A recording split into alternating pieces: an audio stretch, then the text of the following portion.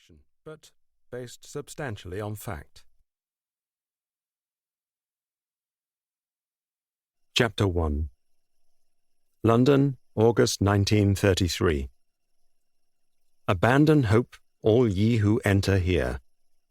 The small building at the top of the winding staircase was dark and fusty, with a pale shaft of light seeping out through the half-open doorway in front of him. He'd paused to catch his breath, and the man who'd uttered these words was so short he'd not noticed him at first. He glanced down to spot him close to his elbow, just 5 foot if he was very lucky. He was craning his neck as he looked up, large eyes twinkling in the gloom. "I beg your pardon?" Harold Dixon didn't want to sound rude, but he'd been in 2 minds about coming along to this place as it was, and the last thing he needed was this odd little man talking nonsense. "Dante. You've heard of Dante, I presume?" He didn't reply. He wondered whether he'd got the date wrong. The monthly meeting of the Bloomsbury branch of the Lunatics Association, maybe. Perhaps he ought to leave now. "Dante Alighieri, Italian poet, wrote the Divine Comedy in 1320. Heard of him?" "Who?" "Dante." Harold Dixon said he was afraid he'd not and started to enter the room, but the man clutched his sleeve tightly with one hand and grabbed his right hand with the other and shook it vigorously and introduced himself as Cedric. "In the Divine Comedy, Dante describes being at the entrance to hell, with an inscription above the gates which translates as, 'Abandon hope, all ye who enter here.'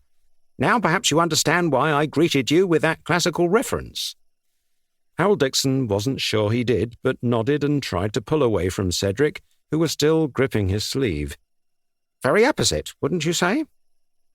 "I'm not sure I understand, to be frank." "Not classically educated, are you? You sound northern to me." "The reference to abandoning hope is apposite because of where we are, the Hope Public House. Fancy that, eh?"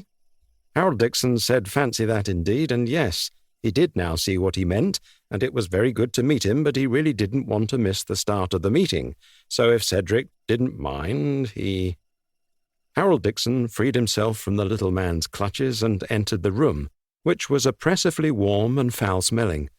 The summer of 1933 was particularly unpleasant in London, and when he'd set out from Whitehall a quarter of an hour earlier, it had been a dry, if humid, early August evening.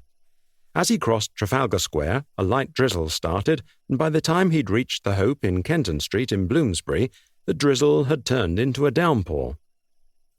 This accounted for the atmosphere in the room, the fog hanging over it, the few people in there reeking of the unpleasant odour warm rain seems to release from clothes.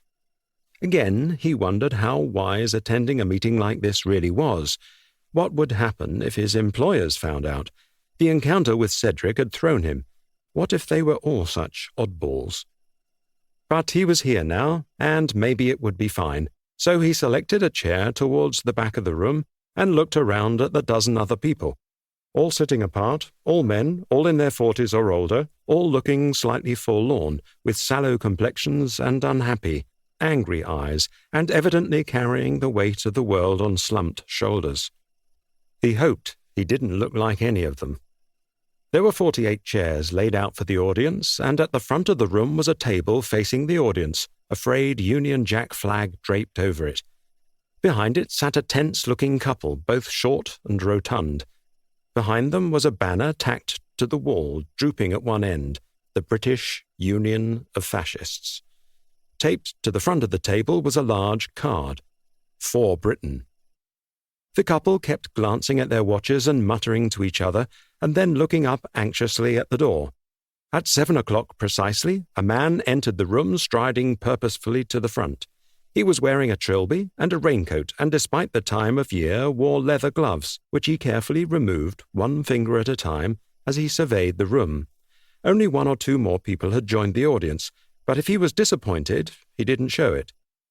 He nodded to the couple and wished them a good evening, and Dixon heard the woman apologize to the man and suggest that if they were to perhaps wait for a few more minutes, she was sure the room would soon fill up.